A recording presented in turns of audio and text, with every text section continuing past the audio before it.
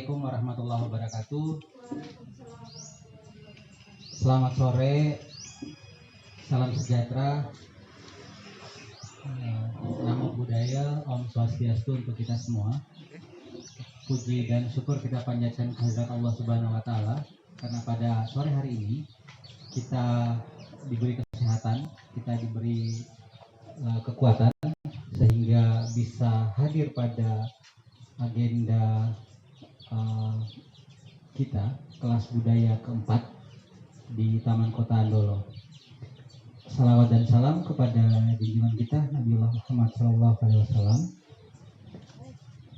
Terima kasih kami ucapkan kepada semua kawan-kawan sore hari ini bisa ikut terlibat. Pada sore hari ini kita telah ditemani oleh Om Basaula Tamburaka selaku penulis buku yang akan kita bedah pada sore hari ini. Buku beliau yang akan kita bedah adalah Memahami Kalusara dengan Mudah. Saya perkenalkan sedikit biografi Om Basaula Tamburaka di data beliau. Om Basaula sendiri lahir pada 1 Juli 1949. Hari ini di 2021 beliau berumur 72 tahun. Ya, tapi rasanya masih tetap muda Om ya. Beliau menamatkan pendidikan di sekolah rakyat di Wolasi waktu itu masih namanya sekolah rakyat. Sekolah rakyat di Wolasi tahun 1962.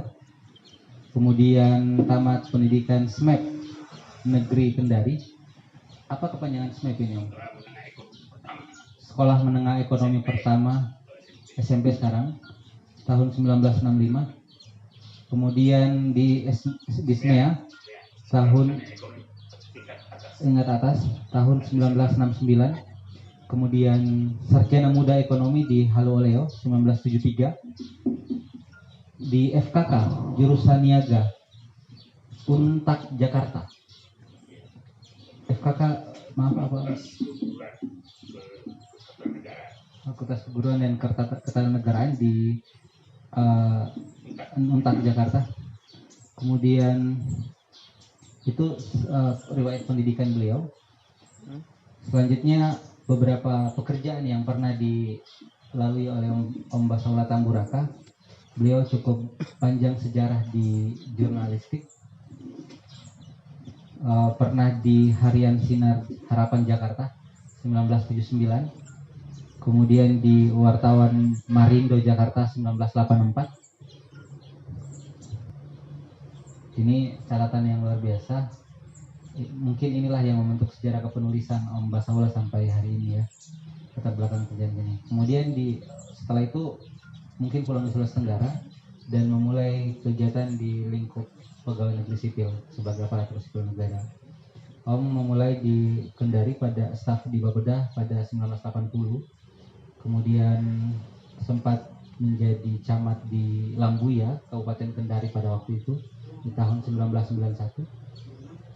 Kemudian pernah menjabat sebagai sekretaris Korpri Kabupaten Kendari tahun 1955. Kemudian terakhir pernah juga menjadi kepala perpustakaan daerah Kabupaten Kendari di tahun 2001. Dan beliau sebelum pensiun menjabat sebagai sekretaris dinas PU Kabupaten Konawe Selatan.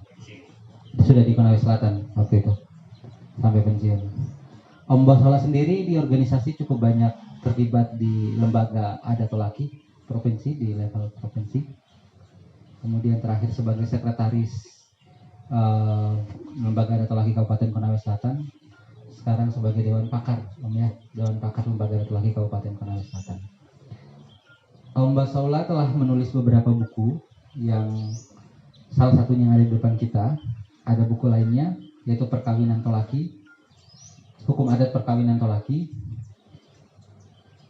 Peran Kalo sebagai Komunikasi Simbolik tahun 2012, Media Komunikasi, dan Memahami Kalusara dengan Mudah pada tahun 2016 yang akan kita bicarakan pada sore hari ini. Baik teman-teman, itu satu uh, perjalanan singkat Om Basaula, dan pada sore hari ini kita akan coba lebih dalam lagi mendapatkan pengetahuan dari beliau tentang Kalosara. Sebelumnya sudah pernah kita bahas pada pertemuan pertama kalau tidak salah. Hari ini kita coba memperdalam lagi karena pengulangan itu membuat kita lebih paham, membuat kita lebih dalam pengetahuan kita. Nah, teman-teman, kegiatan kita ini juga hari ini ditayangkan secara langsung di Pena Sultra TV dan Konsel Vlog. Alhamdulillah, kelas kita yang ketiga itu di tayang sebanyak 4.500 kali. Itu cukup membantu kita untuk menyebarkan informasi kegiatan kita. Cukup banyak yang mengetahui kegiatan ini, dan mudah-mudahan ke depan kelas kita semakin rutin dan jumlah tayang kita semakin banyak, karena kita berharap bahwa distribusi pengetahuan ini juga bisa digunakan oleh semakin banyak orang di Sulawesi Tenggara khususnya. Apresiasi muncul dari berbagai kalangan. Mohon maaf, hari ini juga kita ditemani oleh Konsel Vlog Saudara Ardiansyah. Mudah-mudahan ini juga bisa membantu kita. Viewersnya sudah cukup banyak juga ya, di Saudara Ardiansyah. Kita juga mendapatkan banyak apresiasi dari berbagai pihak. Alhamdulillah, artinya kegiatan ini sudah menjadi perhatian juga banyak kalangan di luar, karena memang persoalan mungkin banyak juga yang sama resahnya dengan kita hari ini, sehingga mereka memberikan banyak masukan, memberikan banyak tanggapan, juga mungkin ke depan berencana untuk hadir bersama-sama kita di tempat ini. Tapi memang kegiatan apapun di saat pandemi seperti ini itu ruangnya terbatas. Kita tidak bisa terlalu memasifkan kehadiran secara fisik, karena ada pembatasan-pembatasan sosial yang terjadi di sekitar kita, dan itu juga memang menjadi hal yang menjadi perhatian kita sama-sama, utamanya teman-teman di komunitas Taman Kota. Dalam setiap kegiatan kita berharap protokol kesehatan itu kita lakukan dengan baik, kita jaga baik-baik. Teman-teman sekalian, agenda ini adalah agenda literasi kebudayaan, kita nyebutnya seperti itu. Kegiatan membangun tradisi literasi dimanapun itu bukan satu hal yang mudah, apalagi kita bicara tentang literasi kebudayaan. Ini sudah sangat sedikit orang yang mau melakoninya. Kita dalam buku Om Basaula yang akan kita bedah hari ini, Kalosara, memahami Kalosara dengan mudah, beliau sangat berpesan bahwa di tangan anak muda lah warisan kebudayaan itu akan kami titipkan, gitu. Di tangan kalian yang sekarang, di tangan kita hari ini, itu tanggung jawab kebudayaan itu ada, gitu. Om Basaula dengan tegas menulis di sini bahwa ini adalah warisan kebudayaan. Kalosara adalah warisan kebudayaan kita. Kalau anak-anak muda sudah tidak peduli dengan apa yang menjadi kebudayaannya, apa yang menjadi identitas budayanya, maka kemungkinan budaya itu akan hilang, gitu kan. Ini menjadi kecemasan para budayawan. Kita pun hari ini sedang berjuang agar itu tidak terjadi, gitu. Om Basaula jauh-jauh dari Kendari, mengorbankan waktu beliau, mengorbankan banyak hal kegiatan di sana. Setelah ini beliau masih akan ada beberapa kegiatan lagi, rela untuk datang berbagi pengetahuan sejauh ini dengan kita, karena beliau sadar betul bahwa yang hadir pada hari ini adalah anak-anak muda yang akan menjadi pewaris pengetahuannya. Dan kita berterima kasih yang sebesar-besarnya ke Om Basaula atas itu semua. Baik teman-teman, sore hari ini memang kita agenda kita ini berjuang ya, agak berat memang, karena di tengah situasi di mana kita nyebutnya dengan era disruptif, era di mana semua hal sedang berubah dengan begitu cepat, semua hal sedang mengalami perubahan yang masif. Kebudayaan seolah-olah mengalami kondisi keterpojokan, gitu. Kebudayaan seolah-olah tidak mendapatkan ruang yang cukup untuk hadir di tengah-tengah kita. kita tidak terlalu tertarik untuk mendiskusikan tentang kebudayaan di kondisi yang sangat disruptif ini. Kita menjadi generasi yang sedikit anomali, menjadi sedikit generasi yang keluar dari kenyamanan. Kita bisa bilang gerakan-gerakan ini mungkin gerakan yang out of the box, keluar dari zona yang selama ini ada di anak-anak muda gitu. Ini bagi sebagian orang kita dipuji, tapi bagi kita merasa kita tidak cukup maksimal untuk melakukan perjuangan itu gitu. Tapi kita selalu mendapatkan energi baru, energi semangat baru. Ada orang-orang seperti Om Mbah Saula yang energinya besar sekali untuk berbagi pengetahuan itu. Kita pun terdorong untuk itu. Kita berharap bahwa harapan Om Mbah Saula menjadikan kita sebagai pewaris kebudayaan itu benar-benar terjadi gitu. Apalagi teman-teman yang hadir di kegiatan komunitas Taman Kota ini. Harapan kita akan menjawab harapan-harapan dari para tokoh budaya kita bahwa kita suatu saat akan menjadi pengganti mereka, ikut secara serius memajukan kebudayaan. Nah, teman-teman, ada hal yang lebih penting lagi bahwa pemerintah Kabupaten Konawe Selatan itu sekarang sedang berganti gitu.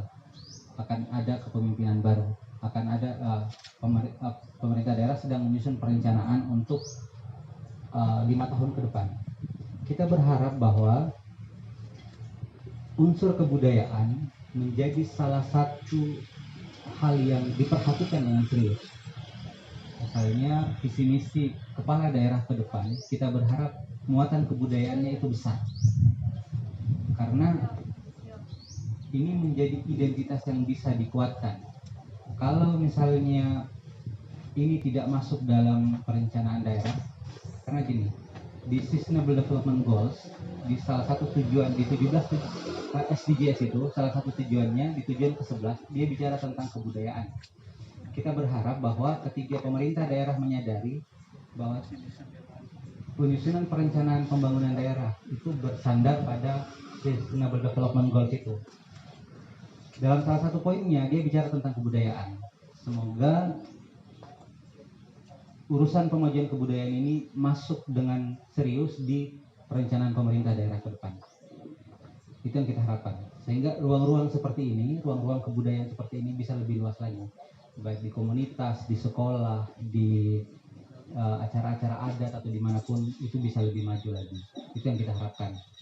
Nah, ruang-ruang seperti ini kita mendorong nantinya kepada pihak-pihak terkait untuk bisa membantu kita untuk memperluasnya. Seperti itu teman-teman. Baik, saya tidak memperpanjang lagi. Buku ini ada 120 lembar halaman, terdiri dari 5 bab. Bicara tentang fungsi, bicara tentang filosofi, bicara tentang teknisnya kalau Sarah. Silakan dibagikan yang sudah yang sudah difotokopi, teman-teman bisa lihat. Coret-coret, silakan dicoret-coret, mau dipertanyakan mau di apa, kita akan ini. Tapi mungkin sebelum Mbak Saula mulai, ada satu persembahan puisi dulu dari Saudara Asran. Ini agak sedikit beda, Mbak Saula. Pada Saudara Asran kami persilakan untuk menemani kita dengan puisi sore hari ini. Silakan.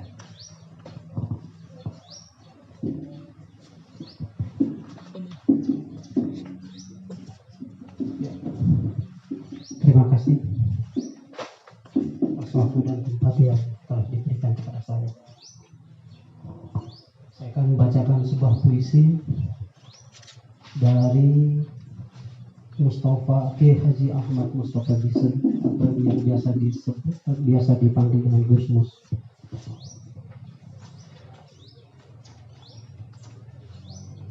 Aku masih sangat hafal nyanyian itu.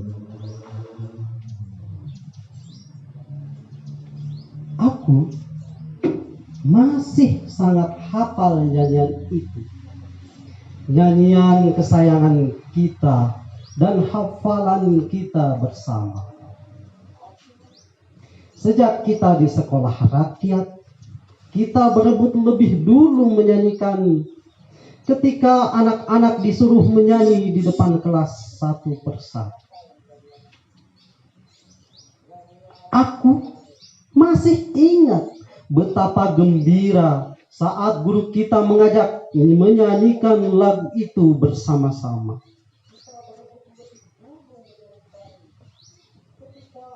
Sudah lama sekali pergaulan, sudah tidak seakrab dulu lagi.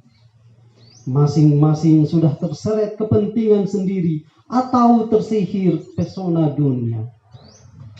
Dan kau kini entah di mana, tapi masih sangat hafal nyanyian itu, sayang.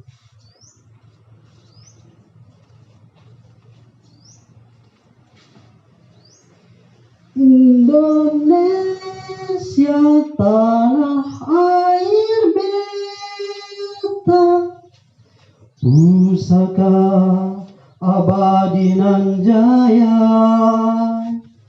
Indonesia sejak dulu kala tetap dipuja-puja bangsa.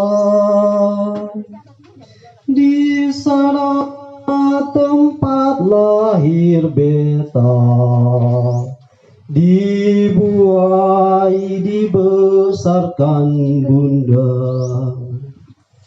tempat berlindung di hari tua sampai akhir menutup mata. Aku merindukan rasa haru dan iba di tengah kobaran kebencian dan dendam, serta maraknya rasa tega. Hingga kini ada saja yang mengubah lirik lagu kesayangan kita itu dan menyanyikannya dengan nada sendu. Indonesia air mata kita, bahagia menjadi nestapa. Indonesia kini tiba-tiba selalu dihina-hina bangsa. Di sana banyak orang lupa, dibuai kepentingan dunia, tempat bertarung berebut kuasa, sampai entah kapan akhirnya.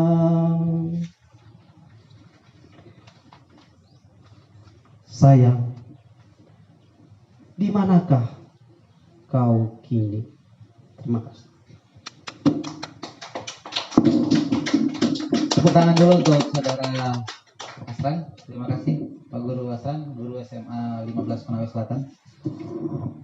Baik, tempat dan waktu kita persilakan kepada Om Basaullah untuk memulai menjelaskan kita tentang buku beliau. Silakan. Bismillahirrahmanirrahim. Assalamualaikum warahmatullahi wabarakatuh. Selamat sore. Pertama-tama, marilah kita memanjatkan puji syukur kehadirat Allah Subhanahu wa Ta'ala, karena atas kesempatan kedua kita sempat hadir di tempat ini. Sekaligus mari kita memberikan salawat dan salam kepada junjungan kita Muhammad SAW, karena beliau telah memberikan penerangan menjadikan Islam rahmatan lil alamin. Baik, kalau menurut pengertian bedah buku adalah sering juga disebut resensi buku. Resensi buku artinya kalau dia ulang kembali, itu yang ahlinya menulis, tulisannya orang, bukunya orang, ya komentari. Itu sering, itu lebih bagus lagi, artinya menurut dia. Tapi ada kaidahnya, tidak seperti saja dia koreksi. Konsep daripada bedah buku ini mengungkap kembali isi suatu buku secara ringkas. Jadi isi buku secara ringkas, itu konsepnya.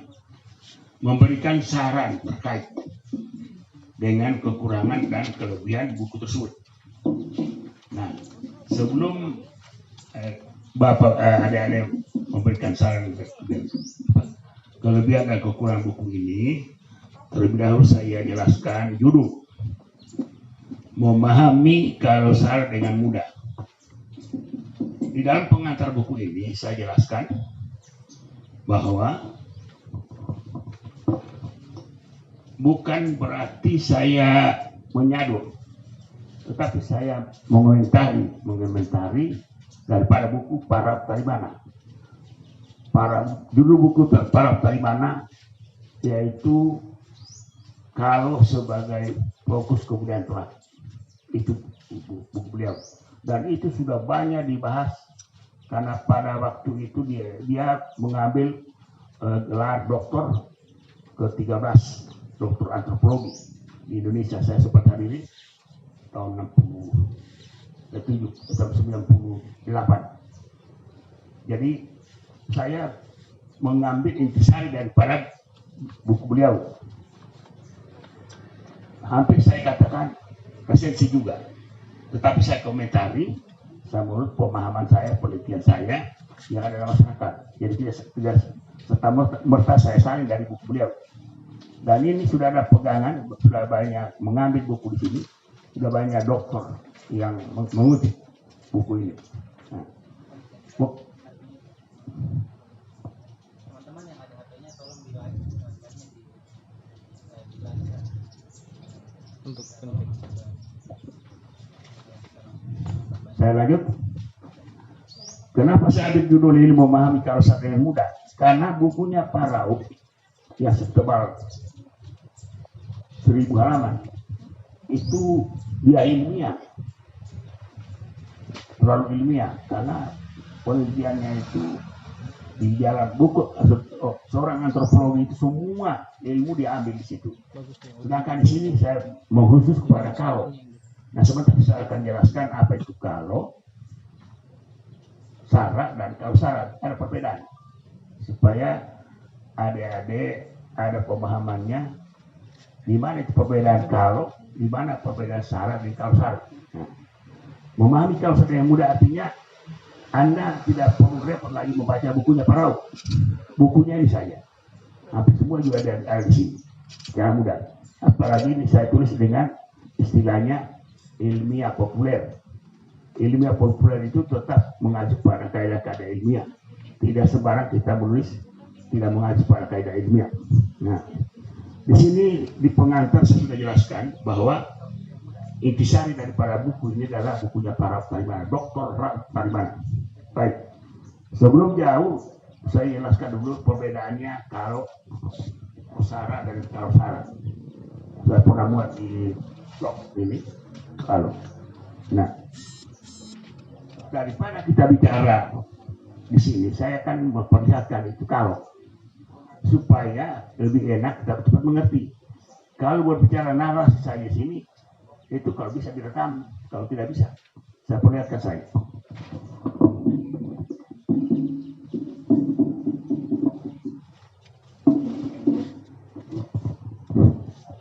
Keputusan adat tahun 1999 ada dua model kalau.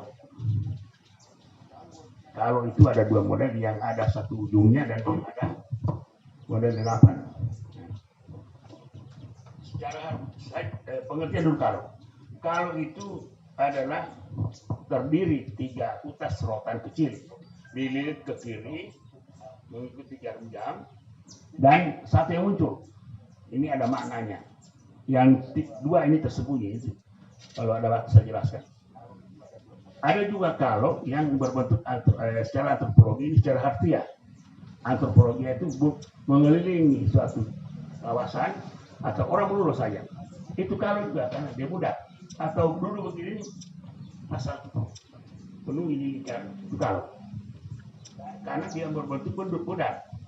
Nah, itu pengertian daripada secara antropologis. Nah, mengapa pertanyaannya? Mengapa 3 lingkaran? Bukan satu. Ini sering banyak orang pertanyakan sama saya tuh. Bahkan tokoh-tokoh adat. Karena ada penelitian mahasiswa, dia bertanya sama tokoh adat, Pak, kenapa kalau itu 3 bukan satu saja atau 4?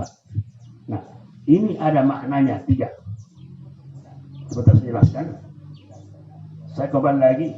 Ukuran kalau juga ada 2. Ada yang ini yang biasa ini begini. Diameternya itu untuk camat ke bawah. Kalau ukurannya sampai badan itu untuk camat ke atas sampai bawah. Kenapa harus perbedaan? Ada perbedaan. Karena mereka itu tokoh masyarakat, tokoh adat. Bahkan dulu ada 4, sekarang tinggal 2. Dulu ada ukuran sampai hanya lutut, kepala, kalau ada yang lutut. Sekarang tinggal 2. Itu tentu kalau kita jelaskan sini agak lama. Nah, pertanyaannya, kenapa harus 3? 3 itu dimaknai, maknanya ada. Yaitu pertama, lilitan pertama ini kita bisa mengambil analoginya bahwa di dalam rumah tangga itu pimpinan atau kepala rumah tangga. Yang satu. Yang kedua ini adalah dianalogikan ibu rumah tangga. Yang ketiga ini adalah anak. Jadi satu kesatuan. Di rumah tangga itu kita bisa lihat inilah kalau. Berarti maksudnya itu tidak terpisah bapak, ibu, anak. Ini maksud. Sehingga berlilit. Dia bisa berkembang lagi kepada masyarakat. Yang lilitan pertama ini adalah pemerintah. Yang lilitan kedua ini adalah agama. Dimaknai agama. Lilitan ketiga ini adalah dimaknai adat istiadat. Jadi dalam pemerintahan itu pasti itu ada agamanya, pasti ada adatnya. Di negara manapun pasti ada. Jadi ada tadi profesor, doktor yang saya kirimkan tadi itu. Dia katakan kalau ini bukan hanya orang Tolaki simbolnya, tetapi seluruh adat dia bisa menyatu. Dia maknanya tadi itu. Kedua, kenapa bermakna 3 lagi? Yang satu ada hubungannya dengan pemerintah, agama, dengan adat istiadat. Nah, kalau kita melihat kalau itu tadi pengertian kalau. Sekarang pengertian sara. Sara itu adalah adat istiadat kita yang boleh dilaksanakan dan boleh tidak dilaksanakan. Sama dengan takwa. Takwa itu kan kita menjalankan perintah Allah dan kita menghindari larangan Allah. Jadi sara itu adalah adat atau hukum adat orang Tolaki yang tidak boleh kita laksanakan, itu berarti dia sara, dan boleh kita laksanakan itu kurang sara. Sehingga ada ungkapan filosofi orang Tolaki, inai kona sara ya pindah sara. Siapa yang menghargai adat pasti dihormati. Inai liya sara ya pindah ke sara. Siapa yang tidak menghargai adat dia tidak dihormati atau dia kurang ajar umpamanya, dia pasti tidak. Bahkan filosofi ini dari dulu sampai sekarang masih berlaku. Jadi kalau ada yang mengatakan bahwa apakah itu kalau bisa menyusahkan zaman, bisa contohnya. Ini dari filosofinya Kalsar itu, inai konasara eliasara. Inai konasara eliasara. Ini inai eliasara eliasara. Maksudnya apa saja kegiatan kita ini dapat bertentangan dengan norma hukum adat atau norma pemerintah, itu pasti disisihkan. Kalau dulu orang Tolaki yang melanggar adat kita ini diusir keluar. Kalau tidak diusir keluar, dia merasa tersisih karena dia itu mata sara itu tidak ada adatnya. Bahkan dulu karena buatnya magis religusnya ini sara, ini adat atau kalau sara, dia bisa bunuh diri. Karena apa? Dia tersisih dari masyarakat. Nah itu manfaat daripada kalsara. Berikutnya di dalam kalsara ini tidak bisa dikatakan kalsara kalau tidak bersatu rotan seperti ini. Coba dibuka.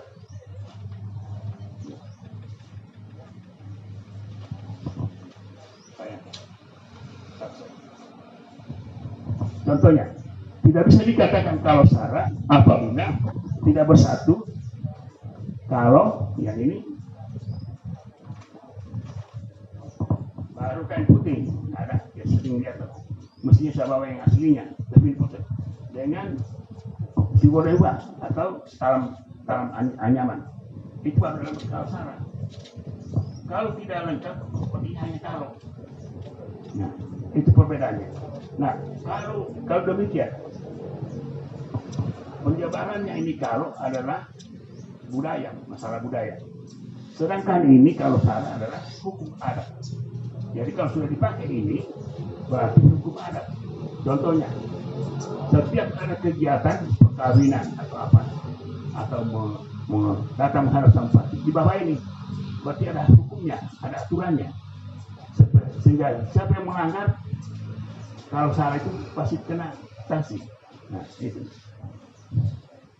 Cukup. Hanya sini ada perbedaannya, yang kalau aso dengan kalau ruo, kalau walu. Kalau aso ini 6 penggunaannya.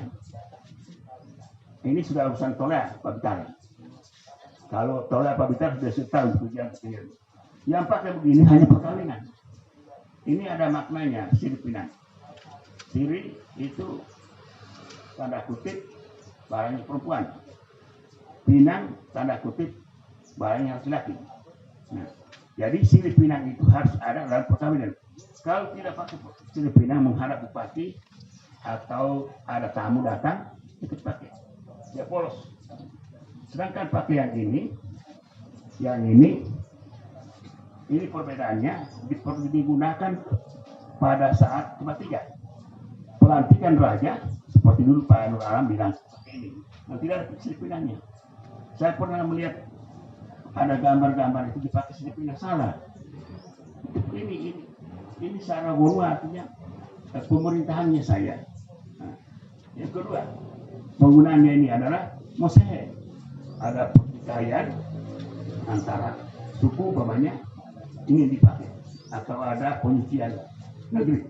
Ketiga, penggunaannya yaitu kami antara bangsa ini, ya saya bertekad digunakan yang ini. Tanpa ini kita tidak bisa selesai persoalan. Sehingga dikatakan kalau sara itu semua aspek kehidupan orang tua laki digunakan untuk perdamaian, keamanan, kesejahteraan. Itulah makna daripada kalsar. Sampai sini dulu, nanti ada yang bertanya dari buku itu. Barangkali sudah disiapkan untuk tadi malam.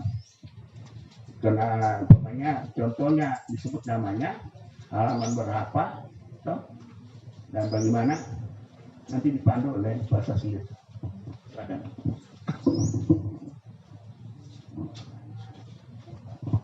Baik teman-teman, itu pengantar dari Om Basaula tentang buku ini. Di situ juga teman-teman sudah bisa melihat secara langsung isi bukunya dari yang kita perbanyak tadi. Kalau Sara emang ini sangat kaya ya. Kalau kita baca dengan detail di 5 bab yang ada di buku ini, kita akan mendapatkan cukup banyak pelajaran ya. Misalnya itu di bab 1 itu kita mendapatkan 3 unsur. Di situ kita bisa lihat pengertian benda adat itu seperti apa, kemudian sejarah kalau Sara dan penggunanya seperti apa. Di bab 2 teman-teman bisa lihat makna dan fungsi kalau Sara dalam masyarakat laki. Di bab 3, 4 fungsi kalau Sara, dia juga sebagai 5 sumber adat pokok laki. Di bab 4 juga ada, di bab 5. Nah, bagi teman-teman yang punya pertanyaan terkait ini, mungkin sudah bisa kita mulai sesi pertanyaannya ya. Karena mohon maaf, mungkin Om Basaula tidak akan cukup lama ada di forum kita. Beliau ada pertemuan selain di Kendari. Teman-teman yang mau bertanya silahkan. Karena mungkin Anda belum bisa mengoreksi, ya tanya ke saya apa maksudnya. Ya, rencananya buku ini akan masuk pada cetakan kedua. Cetakan pertama 2016, cetakan kedua 2021, berarti 4 tahun, kurang lebih 5 tahun. Ini satu capaian yang luar biasa, buku yang cukup laris. Ya. Teman-teman silakan, Pak Guru.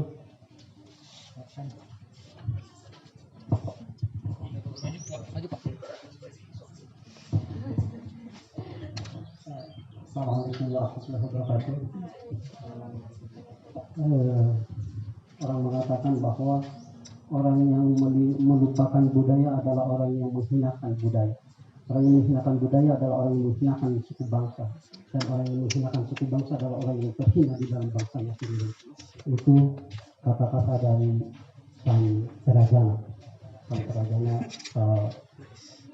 teman saya orang Gorontalo. Saya tidak ingin bertanya di dalam buku ini, hanya saja saya ingin mengatakan bahwa kenapa buku ini tidak dicetak banyak dan diperuntukkan untuk sekolah. Karena sekolah dengan kami ini sama butuhnya untuk buku ini, sama butuhnya untuk kebudayaan. Karena buku ini adalah buku yang bagus untuk diterbitkan di sekolah-sekolah. Nah, seharusnya mungkin dari perwakilan lembaga retolaki bisa mengkomunikasikan supaya buku ini bisa ke sekolah-sekolah. Karena di sekolah itu kan sudah tidak ada mulok sekarang, tidak ada mulok. Jadi alangkah bagusnya kalau buku-buku yang seperti ini yang berkualitas itu disalurkan ke sekolah. Karena kami sudah mengetahui tentang budaya Jawa, budaya Sunda, budaya Bugis, budaya Gorontalo, tapi kami buta dengan budaya kami sendiri, buta dengan budaya Tolaki. Anak-anak di sini, adik-adik yang ada di sini ini mungkin tidak tahu apa itu Pamasara kalau tidak dijelaskan oleh Pak Basaula. Ya. Mungkin itu saja. Saya kembalikan kepada moderator.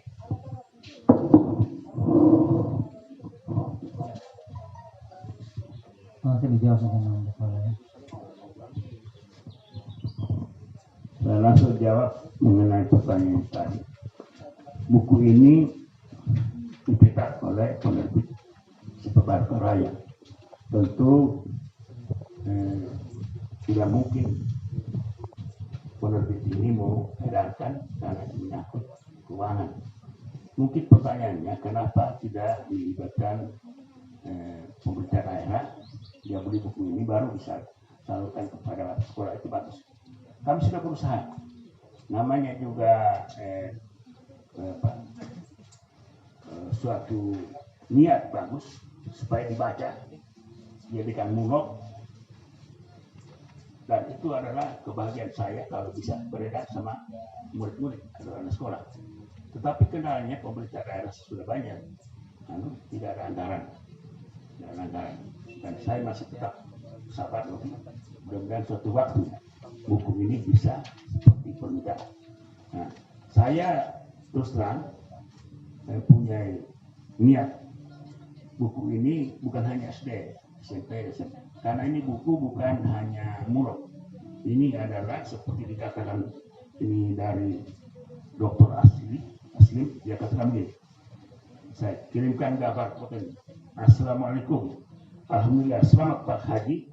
Semoga bukunya dapat berjalan lancar dan sukses. Kalau Sara memang merupakan sumber pengetahuan dan pedoman hidup insan Tolaki. Jadi kalau Sara ini adalah sumber, ini Pak Asli, ini Dr. Asli yang membuat disertasinya filsafat Kalsara. Satu-satunya dokter yang membuat filsafat, karena orang Tolaki berat, dan dia ini orang buton. Kita sering berdiskusi. Saya pernah tanya kenapa sampai Anda berani membuat disertasi, mengambil doktor Anda dengan Kalsara. Kalau filsafatnya lagi, filsafat itu berat. Apa dia bilang? Saya terpanggil, saya pada waktu mengajukan kepada promotorku, dia bilang ambil yang paling sulit. Nah, dia bermimpi yang paling sulit adalah Kalsara, kata dia. Karena Kalsara ini, kalau sementara ada yang bertanya sejarahnya, sejarah Kalsara di mana? Supaya saya jelaskan, tidak mungkin mau ada Kalsara ini kalau tidak ada sejarahnya. Dan kenapa bisa sampai sekarang sudah 15 abad masih dipakai dan bagaimana seterusnya. Nah, menurut ini Dr. Aslim dia katakan, namun pada aspek ajaran morasnya sesungguhnya dapat pula menjadi pedoman hidup. Menjadi pedoman hidup bagi segenap umat manusia. Jadi bukan hanya laki-laki. Inilah kontribusi etnis Toraki bagi tatanan kehidupan dunia. Kembali saya pikir, di mana kontribusinya? Sebentar saya menjelaskan, seperti yang saya pernah kirim sama Pak Sasli, bahwa kalau Sarah sebagai simbol perekat persatuan dan kesatuan orang laki. Dan saya singgung di mana perekatnya. Dan ini berlaku bukan hanya orang laki, bisa kita uji. Seperti dikatakan ini tadi Dr. Aslim. Nah, mudah-mudahan adik-adik sekalian ini ada masukan-masukan, karena ini buku mungkin nanti ada perbaikan cetakan kedua. Nah, untuk itu saya serahkan kepada moderator. Teman-teman, silakan, masih ada yang punya pertanyaan? Dipersilakan. Om Ilham, silakan. Belum ada? Yang adik-adik di sini? Baik.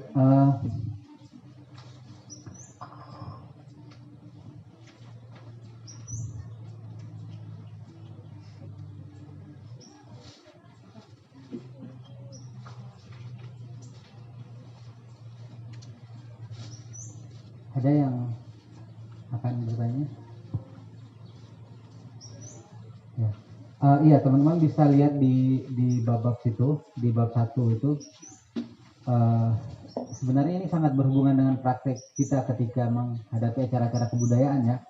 Ini mungkin karena yang kayak gini biasanya harus dialami dulu baru kita paham, oh ternyata itu digunakan di sini untuk ini, kenapa biasanya ini. Jadi kekurangan kita memang dari teman-teman muda ini itu tidak mendapatkan ruang kebudayaan seperti itu gitu. Yang melakukan ini orang-orang tua. Pertanyaannya, anak-anak muda mengambil peran di mana ketika kondisinya seperti itu? Bagaimana kita memposisikan diri ketika kita punya pengetahuan seperti ini? Kita akan gunakan seperti apa gitu? Karena di acara-acara pun kita hanya jadi penonton gitu kan. Teman-teman di sini hanya ikut-ikut saja kegiatan itu. Nah, bagaimana Om kalau Om melihat fenomena seperti ini? Bagaimana saran Om dengan anak-anak muda ketika kalau hanya pengetahuan ini kan dia bagusnya diaplikasikan gitu. Itu seperti apa menariknya Om kalau untuk di WA ini saya dapat informasi karena ada salah satu teman kita dari Pakar Lab menulis apa artinya Inai Konasara Yepinesara, Inai Liasara Yepenekasara. Nah, yang beredar sekarang ini narasinya itu seperti tadi. Sekarang dia mau dibuktikan, tolong dibuktikan mana yang secara seperti tadi dikatakan Pak Taslim, bagaimana itu Konasara, apa aplikasinya? 2. Pinesara itu apa? 3. Liasara itu apa? Dan Pinekasara apa? Jadi aplikasi daripada filsafat ini harus kita lihat.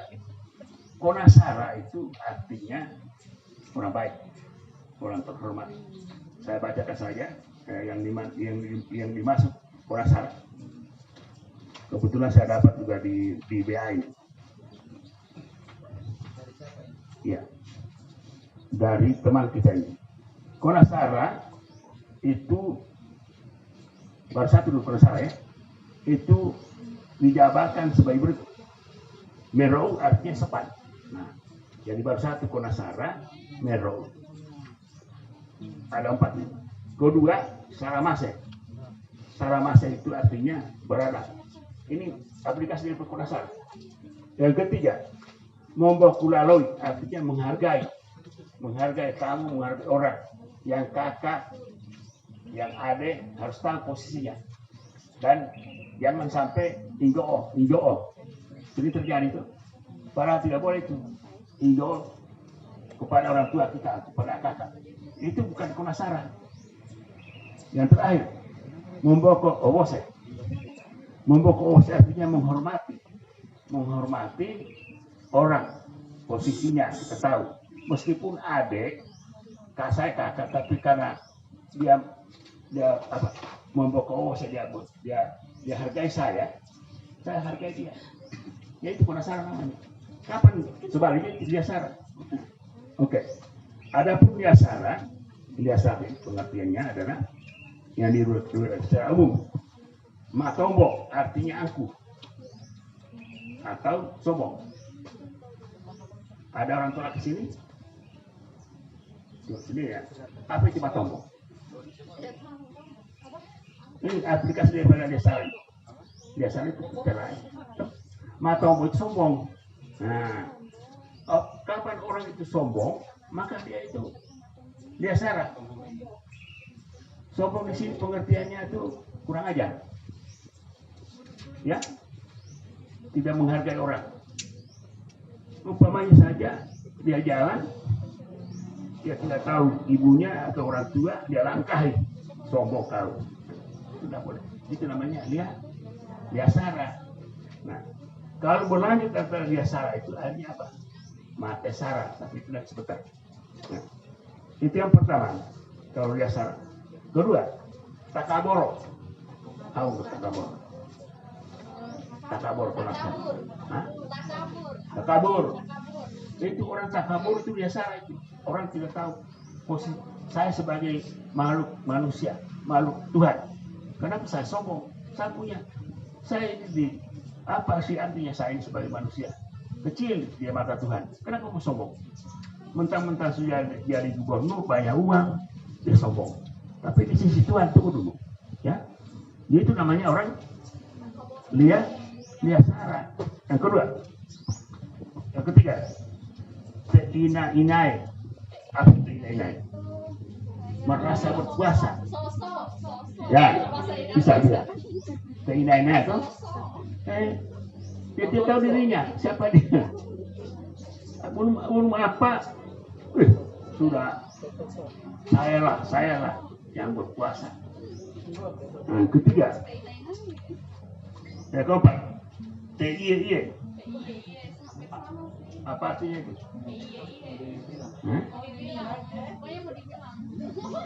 Merasa suci, merasa dia yang paling baik daripada yang lain.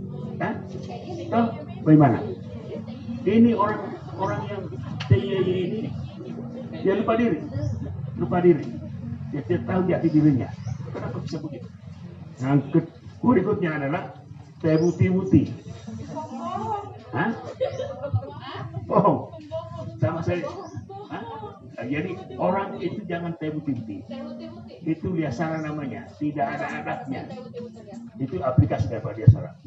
Nah, sedangkan liasara khusus, ada liasara khusus, yaitu yang menyangkut hubungan rumah tangga. Nah, itu banyak di rumah tangga, liasara khusus. Contoh, mau ubah. Apa artinya mau ubah? Cemburu buta. Itu dia salah juga itu. Kenapa mau cemburu? Nah. Atau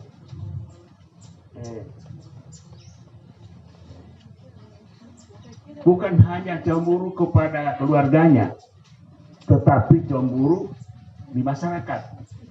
Nah, dia ada kata begini. Kau datang di rumah itu bawa televisi. Sudah televisinya. Kenapa cemburu kan orang? Sudah ada mobilnya. Sudah begitu. Nah, itu orang liasara itu. Tidak menghargai orang dan dia tidak tahu bagaimana berterima kasih kepada Tuhan. Berikutnya, tombalaki. Apa tombalaki itu?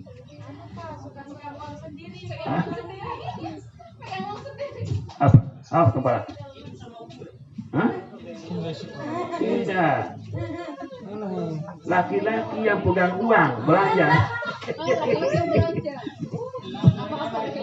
Ini biasa juga ini. Kenapa? Ada fungsi, ada pembagian tugas perempuan laki-laki.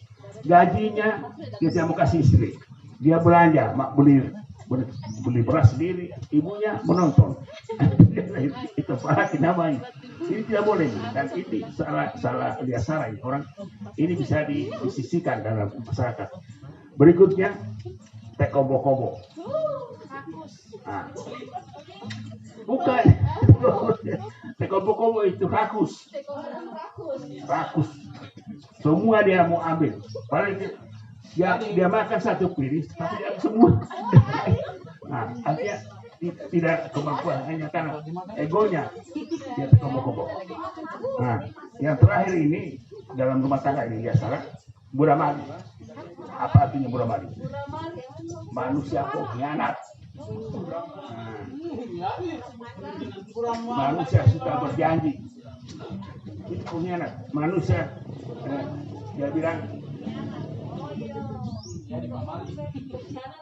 mataroy. Artinya dia tidak apa namanya itu dia tidak mengakui sudah berjanji tapi dia hianati dirinya. Itu dalam agama semua.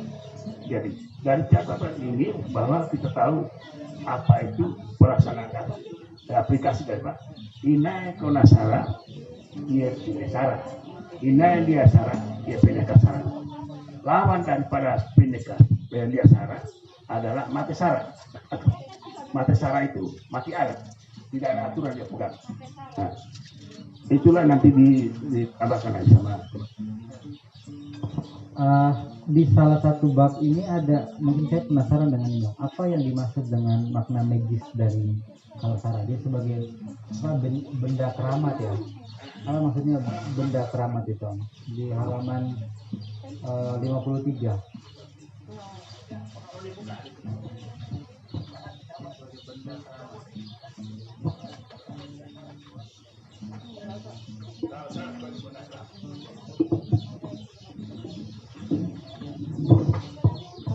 Ini pertanyaan bagus karena tentu kalau kita lihat ini benda ini sebagai benda biasa. Kenapa dikatakan keramat? Nah, di penjelasan itu ada tapi narasinya saja supaya kita mengerti apa itu keramat. Kita harus melihat bahwa benda ini sangat diagung-agungkan suku Toraja, sangat dihargai, sangat dibesar-besarkan karena asalnya dari mana? Jadi pertanyaan. Kalau ini ada hubungannya, kalau yang bertanya sejarah kalau ini konon itu arti bahasa apa? Konon artinya bisa dipercaya atau tidak. Tapi kalau dalam penelitian ini dikatakan kalau salah ini bisa dibuktikan dibawa langsung oleh Bekoida. Bekoida itu raja pertama Konawe. Tapi pada waktu itu baru Portugisnya, bukan bawa rotan, bukan bawa rotan.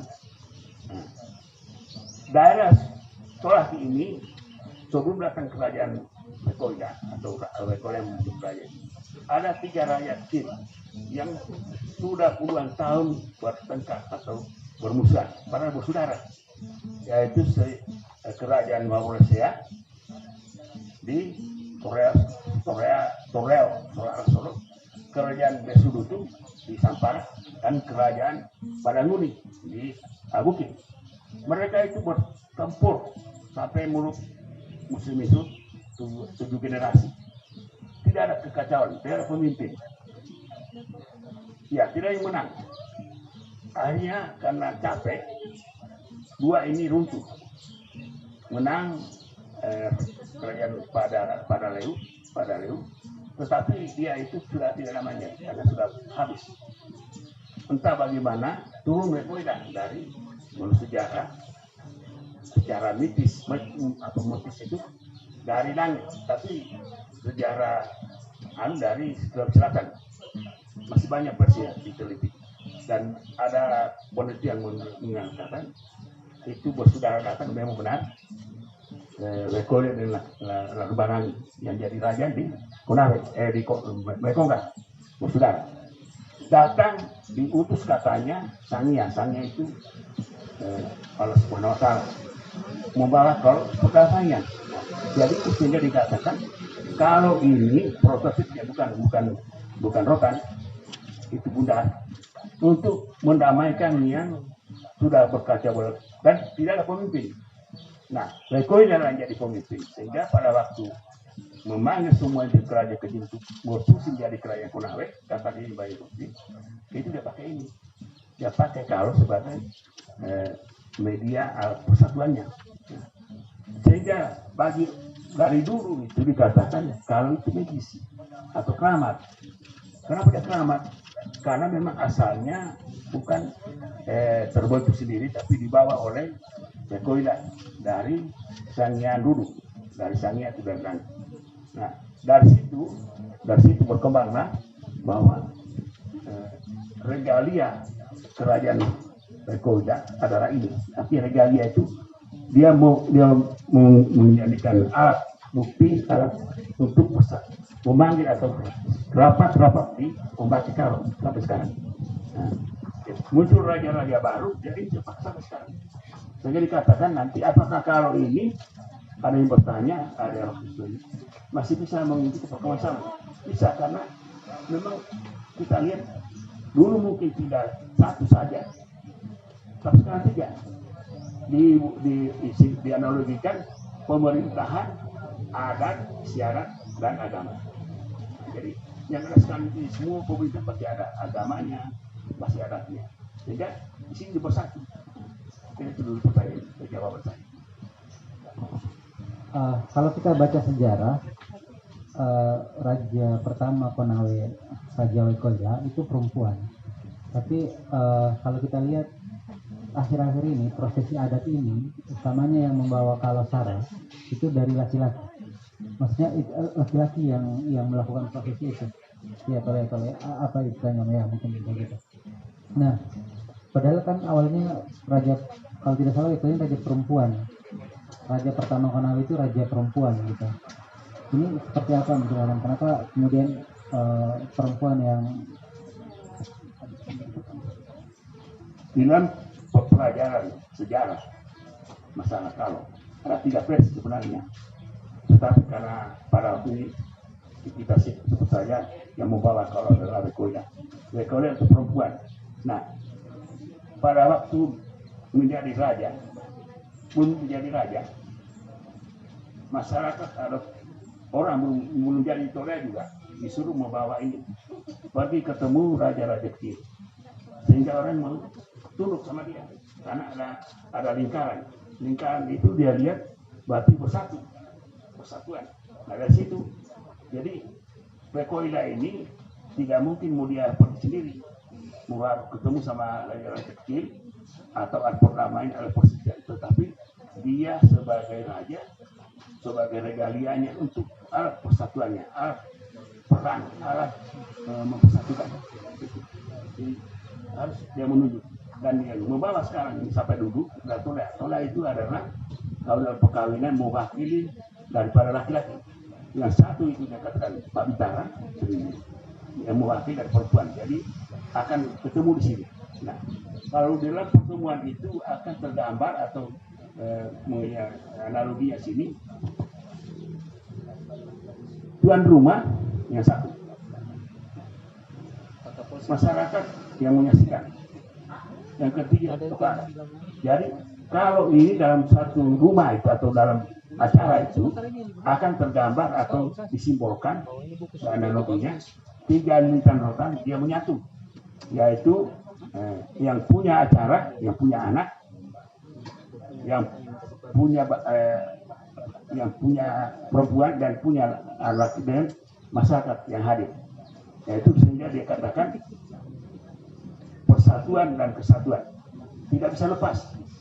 Nah dianalogikan pada waktu dulu begitu juga waktu jadi raja Rekoila, untuk bersatu raja-raja kecil atau menjadi persatuan dibawakan kalau. Jadi sehingga kalau itu keramatnya karena memiliki nilai medis, religius. Siapa yang tidak mentaati dia kena langsung pada waktu itu. Tapi sekarang pertanyaannya, apakah masih berlaku? Kalau kita tidak hargai kalau, berarti kita tidak akan tidak sungguh-sungguh. Tapi kalau kamu melangkahi anak, kita disyarat. Kau langkahi anak sama langkahi, kamu akan kena sanksi anak. Nah, itu.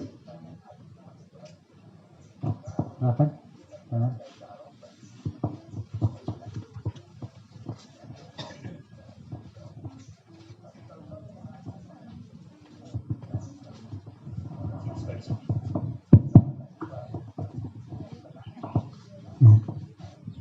Bismillahirrahmanirrahim. Assalamualaikum warahmatullahi wabarakatuh. Terima kasih atas kesempatan dan perhatiannya.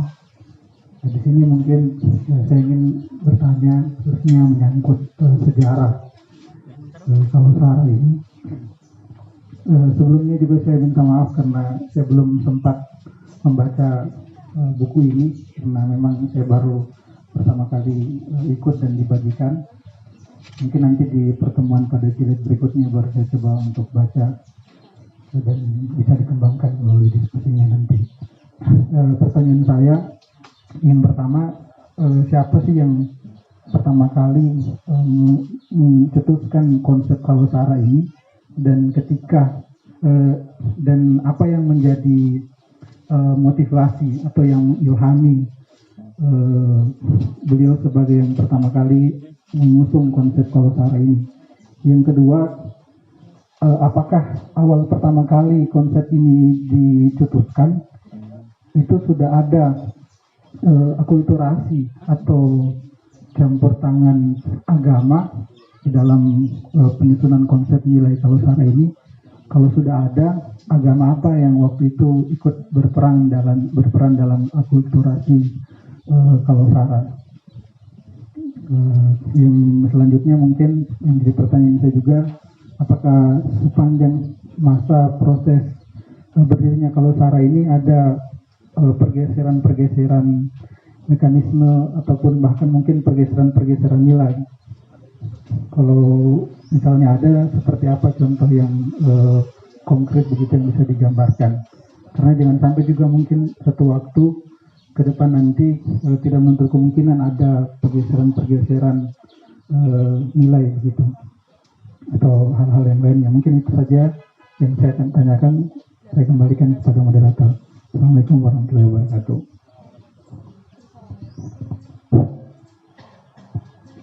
Siapa namanya? Ilham. Sungguh bagus sekali pertanyaannya, dan ini ilmiah, dan ini kita harapkan. Artinya beliau ini belum baca buku, tapi sepintas kenapa tadi bahasa Sisa bertanya kenapa jadi bedak ramat, tidak hubungkan. Nah, ada 3 pertanyaan sini. Konsep Kalo, bagaimana pada waktu itu?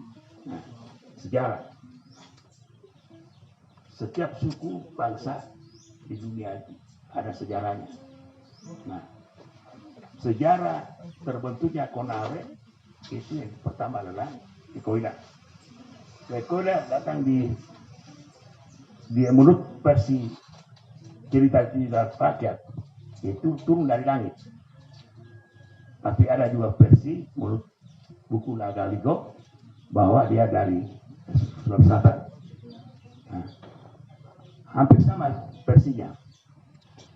Pada saat dia turun di tanah Tolaki, pertama itu tinggal kerajaan Padanguni, sisa-sisa daripada perang saudara.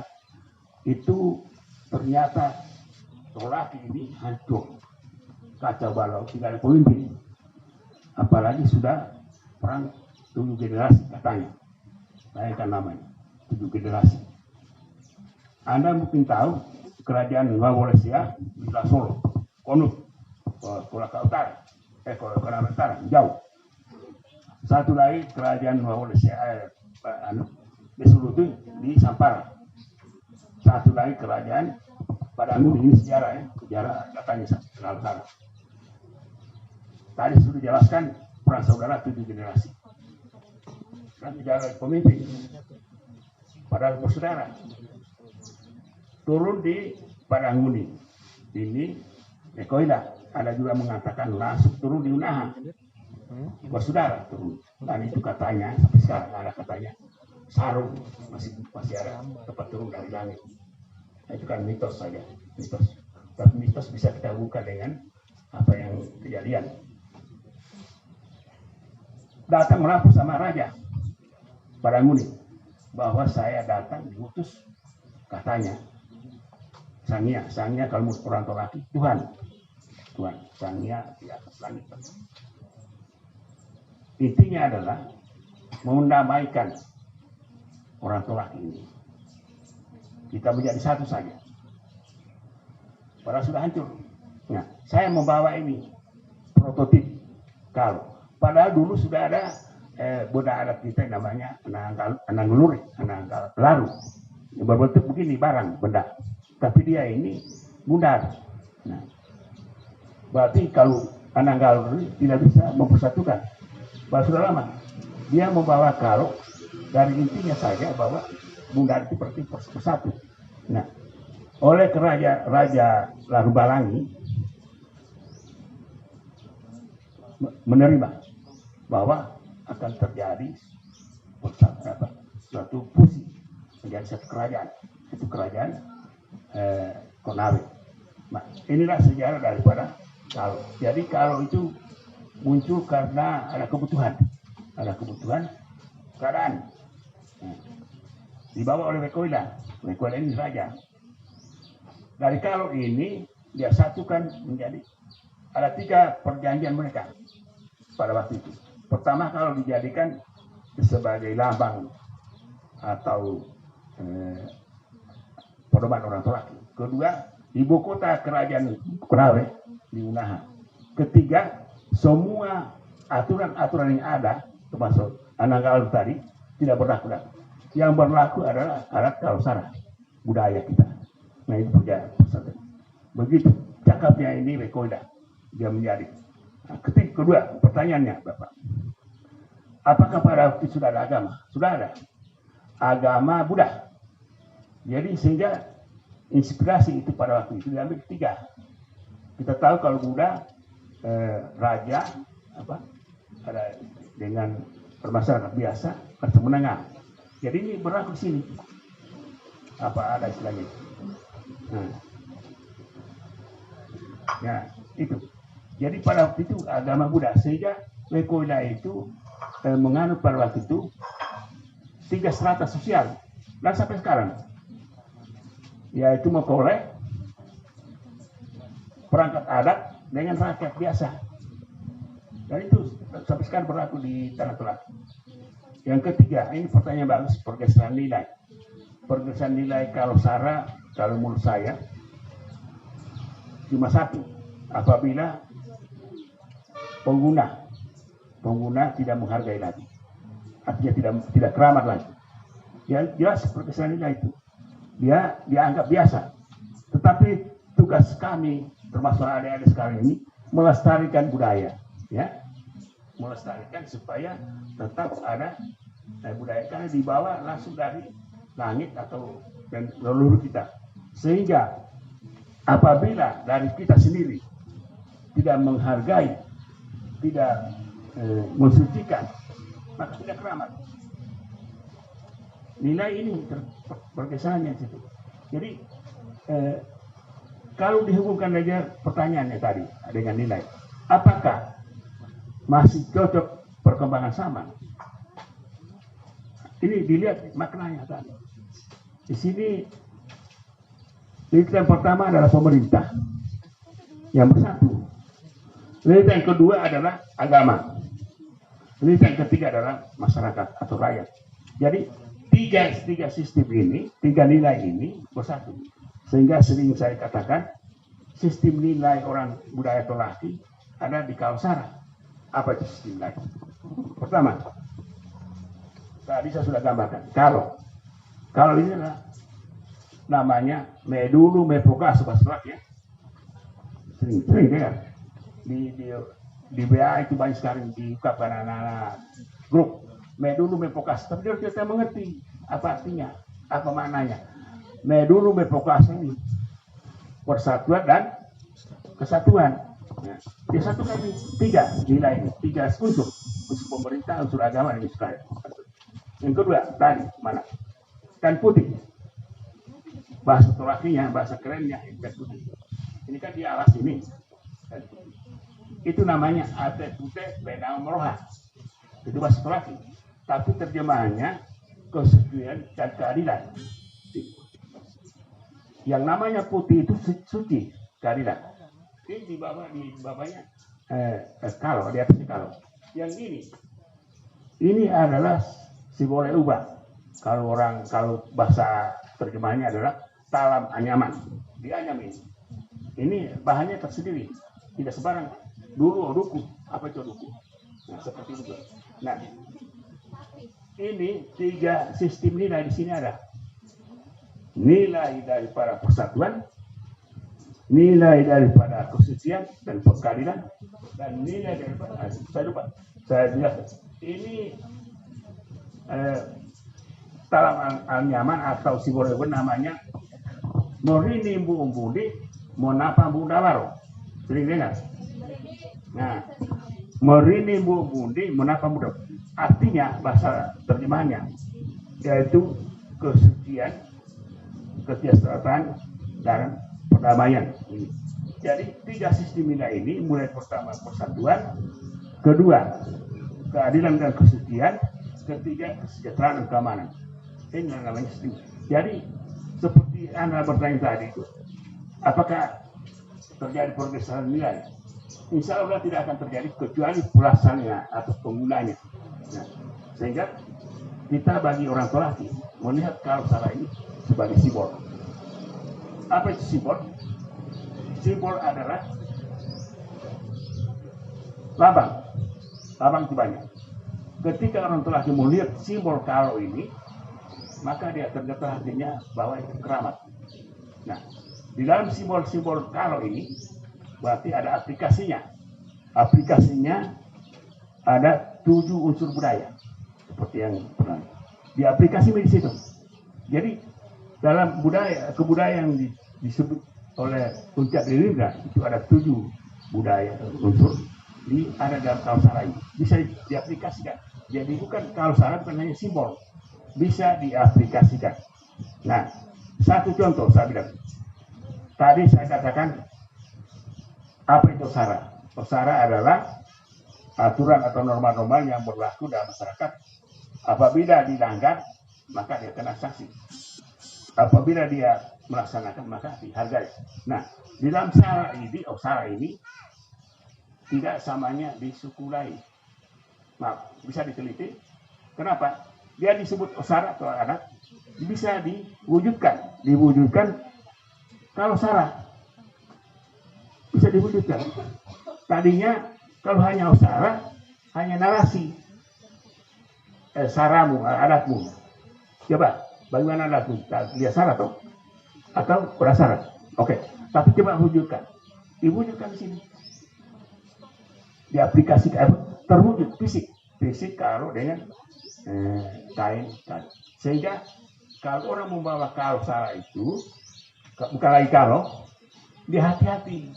Jangan sampai disimpan di bawah baru dilangkahi. Harus dihargai karena dia posisinya tinggi. Sehingga bisa dikatakan kalau Sara adalah bahasa simbolik yang menyimbolkan segala sesuatu aspek kehidupan orang tua yang bisa diwujudkan rotan, kain putih, dan sigoleuba. Itu. Jadi sebagai simbol, tapi di dalam simbol ini bisa diwujudkan. Itu kelebihannya ada kita wujudkan. Jangan hanya ceritanya. Kalau Sara itu apa?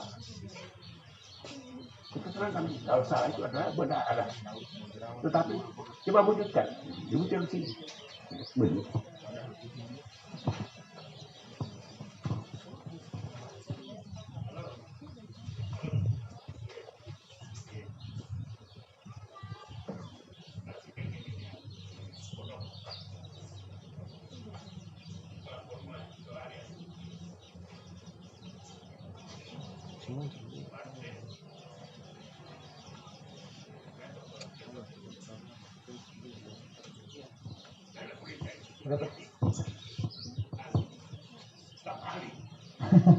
Ini namanya pengawasan berkat. Kalau pengawasan berkat itu berarti penasaran. Kalau saya tidak hargai beliau ini, kita ini, berarti apa? Dia saran. Jadi di dalam budaya Kalsara ini menyangkut yang baik dan yang buruk. Yang buruk, nah, kenapa? Tidak dihargai. Yang baik, so dihormati. Baik teman-teman, sesuai dengan jadwal kita, kita cukupkan pertemuan kita pada sore hari ini. Kayaknya ada yang mau baca puisi nih, satu orang lagi. Yang Bu Etina kemarin bilang ya, sekarang bilang ya. Oke, Om Basaula, terima kasih banyak atas waktunya pada sore hari ini. Kami sangat berterima kasih ada tokoh budaya yang luar biasa integritasnya, luar biasa pengabdiannya, turun langsung melakukan pembinaan kita melalui proses atau melalui program seperti ini. Kita berharap bahwa ke depan teman-teman akan ada kesempatan lain lagi dengan Om Basaula untuk fokus bicara tentang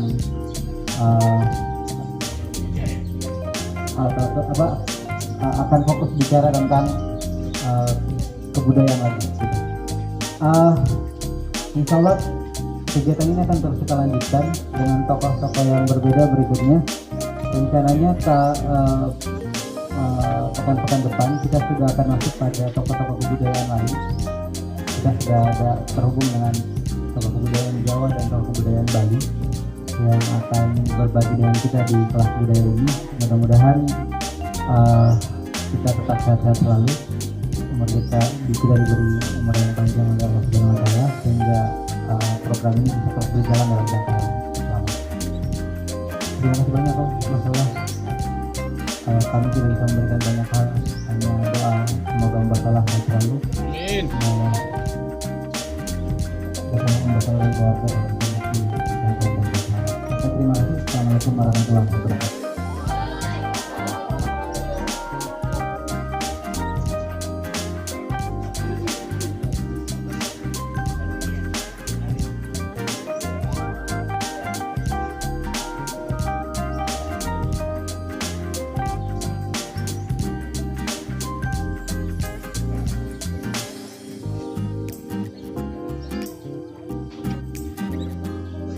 Say hello, say hello, say hello, say hello, say hello, say hello dong. Say hello, say hello.